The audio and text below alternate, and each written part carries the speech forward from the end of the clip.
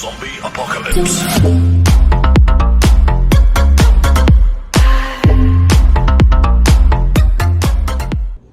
Hello guys, hi, how are you? I thank you all of you for joining me on Claire Hart TV. Today we are going to cook. This is Claire Hart. This is Chef Claire Hart. So I welcome you, all of you. I can't wait to show you what I have in the kitchen today. Mwese ndabakiriye mu gikoni muri kumwe na Claire Hart tugiye guteka. Reka nze mbereke ibyo tugiye guteka. Ni karibu mwese mwarakoze kunkunda. Uyu ni chef wanyu Claire Hart. Hello. Hi guys.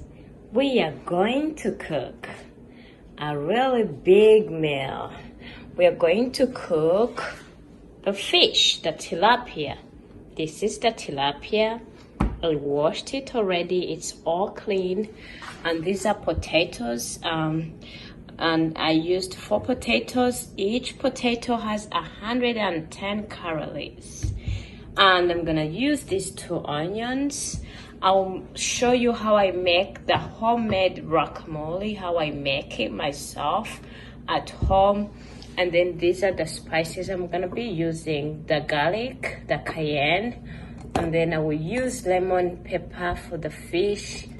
And then I'm gonna make a soup or a sauce for my fish, which will be made by the tomato sauce, just a regular tomato sauce, and then the natural barbecue sauce. It just has 60 calories. This is a bowl of water that I'm gonna use to boil my potatoes. And this is a plate.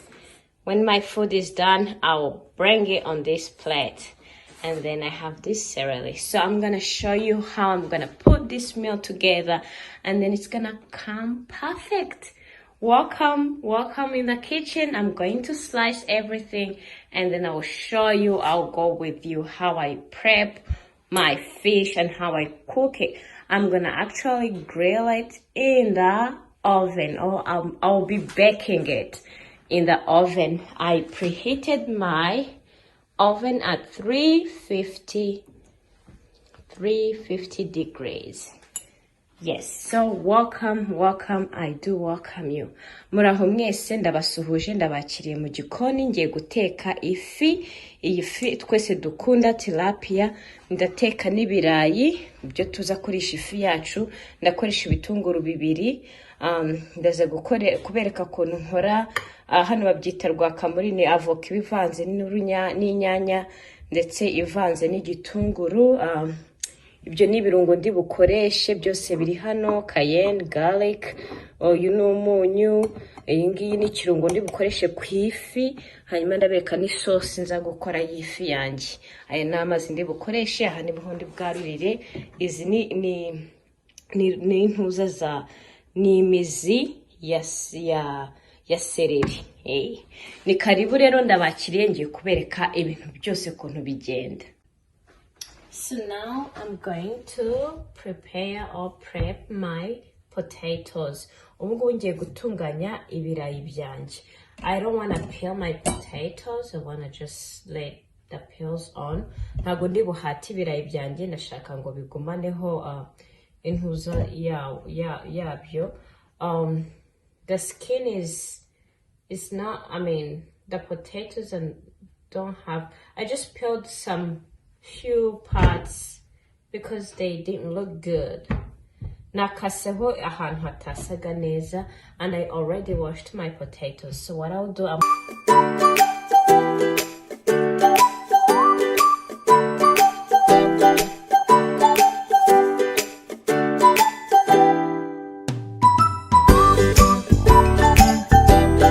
noze ibirayi byanjye, and I'm gonna remove this. It doesn't look really beautiful. So ngiye kongera noze ibirayi byanjye hanyuma tubiteke. I just finished washing my potatoes. Once again, they look nice, they look clean. So I have a bowl of water right here, and then I have my pan that is waiting. So I'm gonna turn on my pan. And then I'll put in this ball of water. I'll just pour gently. Nafashe isafuriya yanjye, nshizemo amazi, and then I'll go ahead and put in my potatoes. Just like this. Just so gentle.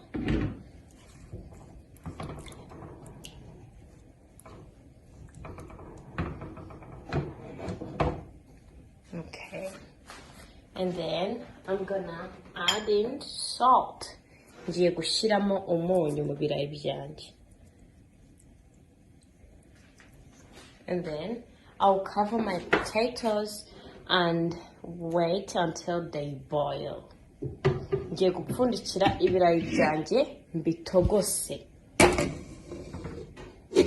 So I'm gonna just wait for them to boil and then I'll check on them.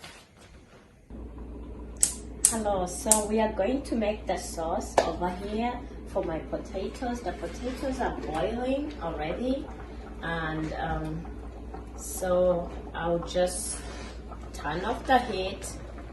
They're not soft yet. I want to finish my potatoes in the oven, but if you want to just cook them on here until they're done, that's really fine. So for me, I'm just gonna turn off right now and let them sit in the hot water until it's time for them to get in the oven. And then right now over here we're gonna make the sauce for the potatoes and for the fish. So I'm gonna put just a spoon and a half. This is just a regular spoon that you can use at home. Ngiye guteka rero isosi yanjye, nazimije ibirayi byanjye byamaze gutogota. Mfite ibitunguru, ngiye gukoresha igitunguru. So right now I'm gonna put in my onion. I used like a half onion, small onion. And then just sprinkle around so that the oil gets everywhere.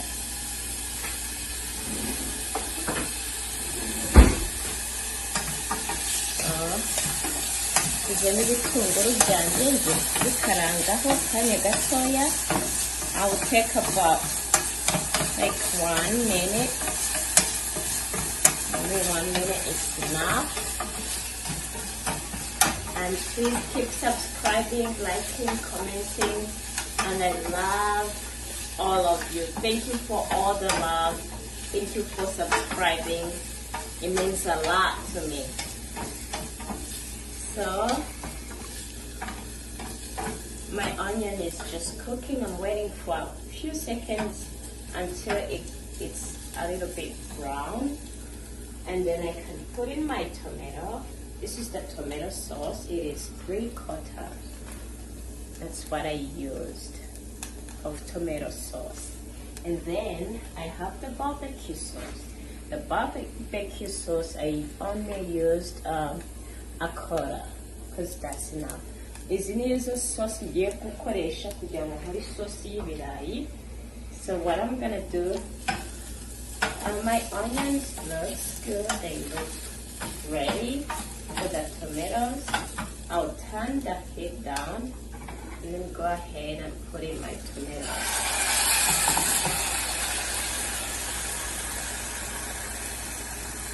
Just make sure everything gets inside there. You ushyiramo inyanya zanjye cyangwa se ubunyanya. Then I'm gonna mix it around. I'll wait for 2 minutes for the tomatoes to get ready. Ndategereza iminota 2 kugira ngo inyanya zanjye zishe neza. And then I'm going to cover the tomatoes for 2 minutes. We have my cover over here, and I will cover my tomatoes for 2 minutes. After 2 minutes, I will add in my tomato sauce and salt and a little bit of garlic. So thank you, stay in touch. So we're gonna start by preparing our fish. So I have olive oil, that's the oil I'll be using. And this is a bowl. I'm gonna put a little bit of oil that I will be using, okay? And then I'm just gonna put this away.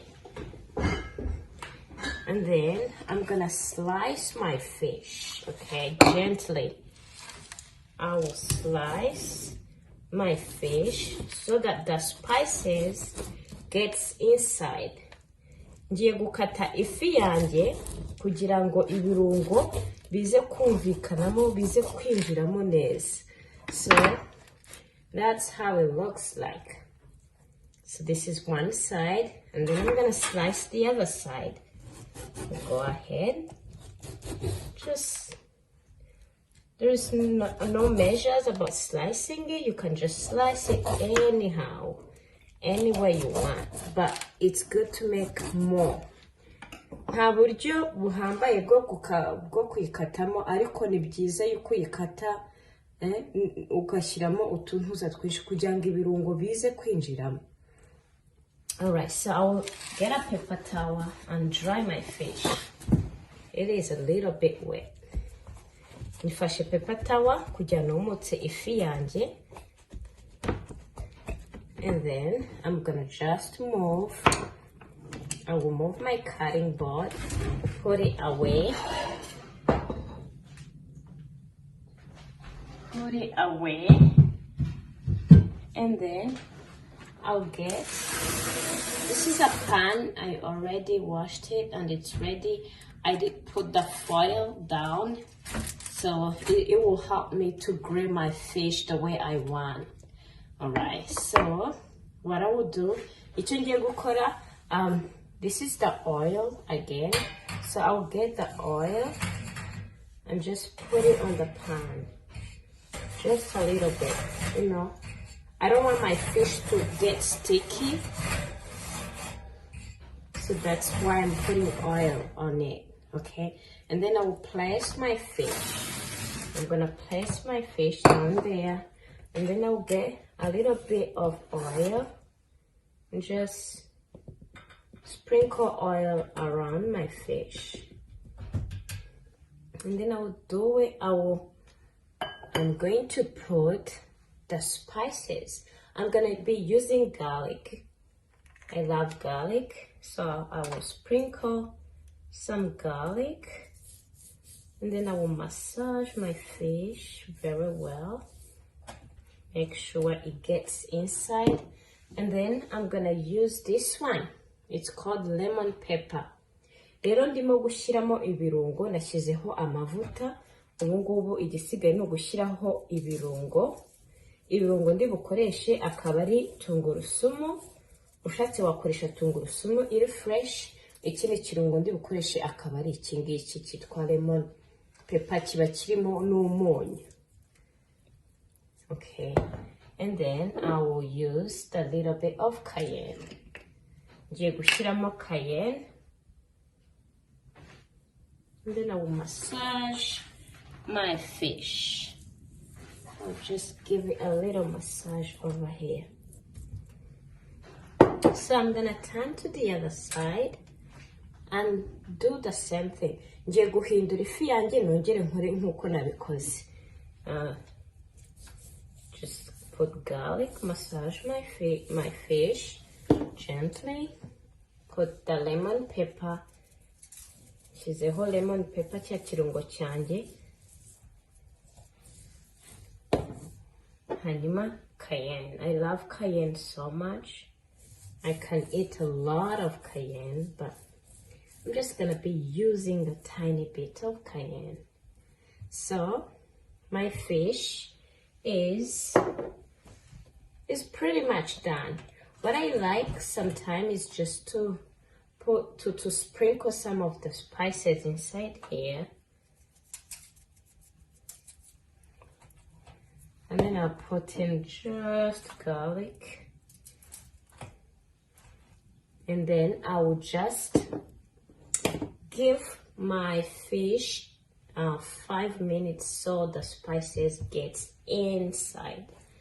ndategereza iminota 5 kugira ngo ibirungo byanjye byinjire neza muri iyi fi ntetse. So I'll put this on the side and I'm going to wash my hands and then prep the potatoes. So it's been 5 minutes. I think my fish is ready. It looks really, really beautiful and delicious. So what I'm gonna do, I'm just gonna open my oven. My oven is really, really hot. And I'll get the fish and then place it in the oven. I will check on the fish after 20 minutes and I'll show you how it looks like after 20 minutes. So I'm gonna put on the timer, 20 minutes, and then I will check exactly after 20 minutes how my fish looks like. Guys, that's how my fish looks like after 10 more minutes. So it's been in the oven for 30 minutes and now I'm cooking it at 450 degrees. So I'm gonna bring it out because I need to turn it to the other side.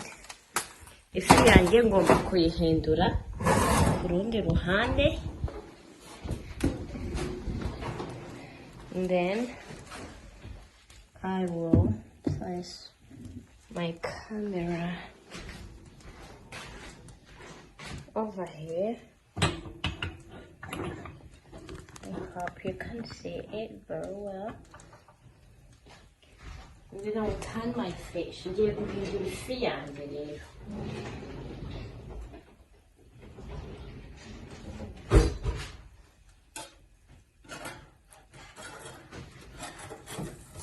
Make sure it's not sticking.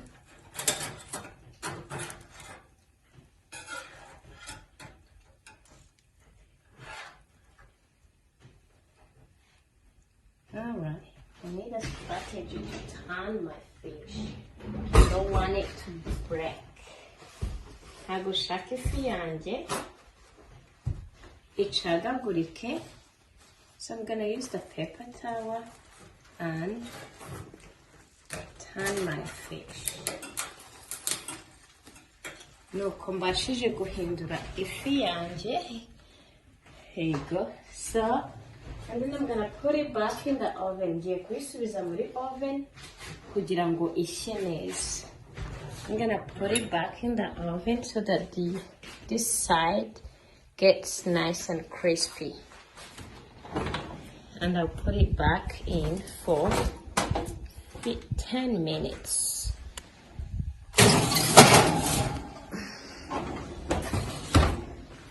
Ako gafi turakarya mu minota mikeya pe. Stay in touch. I'm almost there. We are getting there, slow but sure. So now I'm gonna brown these onions. Ngiye guteka tuno dutunguru ndaza kudushyira hejuru y'ifi. I'm gonna put these onions on the fish when it gets ready. So I want them to be brown, nice and brown. So I'll get the onion. I'm sorry, saying I'll get the oil. Ndashiramo amavuta.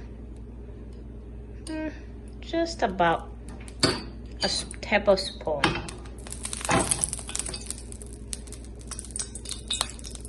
Yeah. Oh, I don't know, more than that.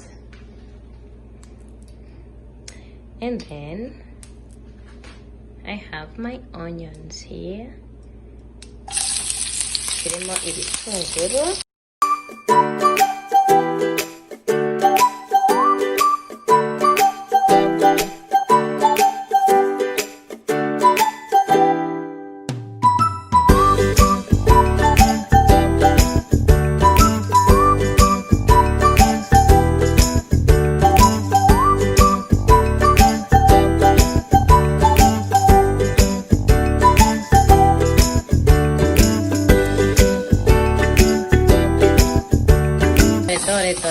Dore uburyohe. Ibi biryo biraryoshye mwaba. This food is really, really good. Delicious. It's gonna be yummy. Biraba biryoshye koko. and then give it a minute. Iki gitunguru cyane ndagiha umunota kugira ngo gishirire. So I'll put this on my fish when it's done. Ndagishyira ku ifi yanjye nishi. Guys, so I'm gonna put my potatoes. I did put my potatoes in the foil just because I don't like washing dishes. Ntabwo nkunda koza ibyombo, niyo mpamvu nashyizemo ibirayi hano. So I'm gonna move my potatoes over here. Ngiye gushyira ibirayi byanjye hano, and then I'm gonna add a little bit of sauce into my potatoes. Ngiye gukomeza nshyira agasosi gahagije ku birayi byanjye. The fish is right here, it's almost done, so I'm gonna cook together for 15 minutes and then it will be done. I'll just sprinkle right now a little bit of the sauce on my fish, just a tiny bit, and then in a little bit we'll be eating. It is really yummy, it looks yummy. Try it at home. So I'm gonna put 15 minutes right here. 15, 14, 15. I'm gonna touch on it. Put on my gloves for safety. Hi. Open my oven, and then I'm gonna put the whole thing inside. This is 350 now. I reduced it to 350. So see you in 15 minutes. We're gonna show you how the fish looks like. Thank you. After other 10 minutes, that's how my fish looks like. Nuko ifi yanjye isa. Ubu rero ngiye kongeramo ikirungo. I'm just gonna add a little bit of the sauce on the fish. Okay.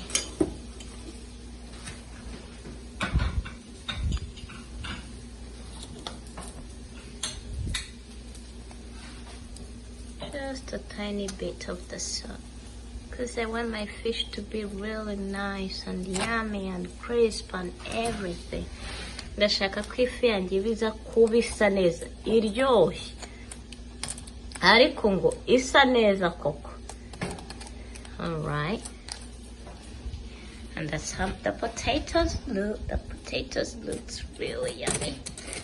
Alright, so I'm gonna give it 10 more minutes and that will be it. So to cook better your fish, it takes like 4 hours or 45 minutes, I would say. Kugira utekereze ifi muri oven, byibuze birasaba nk'isaha yose pe, cyangwa se iminota 45. Hello, after 1 hour, my fish and my potatoes are done. I'm gonna be posting it very soon. You're gonna see how I made everything. I'm just gonna sprinkle some of the parsley on the potatoes, and then I'm going to put the onions on my fish. I made these onions. Just gonna put on the top of my fish. This is really good.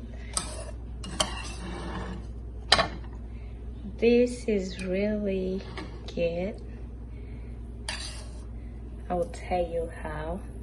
I will taste and tell you how it tastes like. Thank you for watching. Keep sharing and subscribing. Hi guys. My fish is done. And the potatoes, it looks really delicious. I haven't tasted it, but I'm gonna taste and then I will tell you how it is. Please subscribe, share. I'm gonna be making nice meals like this. Dore agafi kanje n'uburayi koko wagira ngo byatekewe mu kabari. Umva, mukore share, mukomentinge, onye mbatekera uburyo buryoshye. Bye.